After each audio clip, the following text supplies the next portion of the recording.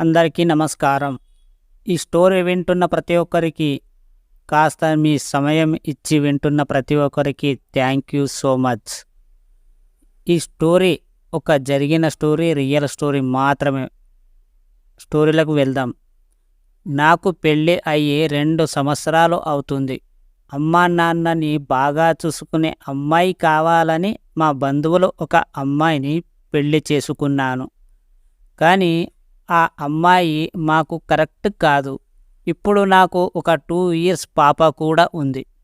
విడాకులు తీసుకోవడం సాధ్యపడుతుందా?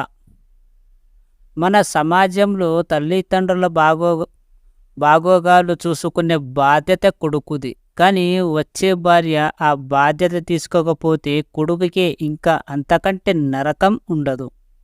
సమాజం, బంధువులు ఇంకా ఇదే సందని ఆటాడుకుంటారు.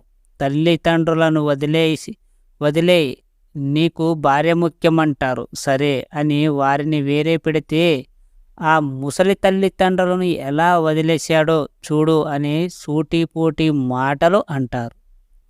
చాలామంది కొడుకుల పరిస్థితి ఇదే. ఎవరు అసలు మగవాడికి కష్టాలే కాదు అన్నట్టు నిర్లక్ష్యం వదిలేస్తారు. దానికి తోడు మన దేశంలో జెండర్ బేస్డ్ చట్టాలు కూడా మగవాళ్ళకి ఉరితాడులు అవుతున్నాయి. మీకు ఆ అమ్మాయి కరెక్ట్ కాకపోయినా ఇప్పుడు చేయగలిగింది ఏమీ లేదు అండి. మీకు ఒక పాప ఉంది, అదే చాలా సంతోషం మీకు. నాకు సబాబు అనిపించి ఒక సలహా ఇస్తున్నాను. మీకు వీలైతే పాటించండి. మీ అమ్మా నాన్నలకు వేరే ఇంటికి మార్చండి. వాళ్ళకి వంట ఇల్లు చూసుకునే ఒక వ్యక్తిని పెట్టండి. ప్రతిరోజు ఇంటికి వెళ్ళే ముందు మీ తల్లిదండ్రులను దగ్గరయ్యి వెళ్ళి 1 గంట 2 గంటలు గడిపి మీ ఇంటికి వెళ్ళండి. అప్పుడప్పుడు ఆదివారాలు సెలవు, దీనిలో మీ పాపను తీసుకెళ్ళండి. ఈ భార్య వాళ్ళను సరిగ్గా చూసుకోకపోవచ్చు, కానీ మిమ్మల్ని చూడకుండా ఆపలేదు. అదే మీ అస్త్రం. ఒక కొడుకుగా మీ బాధ్యతను మనస్ఫూర్తిగా నిర్వర్తించండి. ఇప్పుడు సమాజం కూడా ఏమైనా గొడవలు చేసి ఆమెని తిడుతుంది, కానీ మిమ్మల్ని ఏమీ అనదు. తల్లిదండ్రులను చూసుకోవడం కూడా మీ బాధ్యత.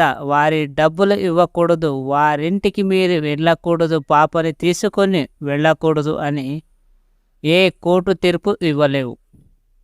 సో ఇది జరిగిన రియల్ స్టోరీ. తన ఒక ఎక్స్పీరియన్స్ మీకు తను చెప్తుంటే ఇది ఎంతవరకు కరెక్ట్ అనేది మీకే వదిలేస్తున్నా. ఈ స్టోరీ ఎలా ఉందనేది మీ మీదే వదిలేస్తున్నా. బట్ మీకు కొంచెం సమయం ఇచ్చి స్టోరీ విన్న ప్రతి ఒక్కరికి మనస్ఫూర్తిగా థ్యాంక్ యూ సో మచ్.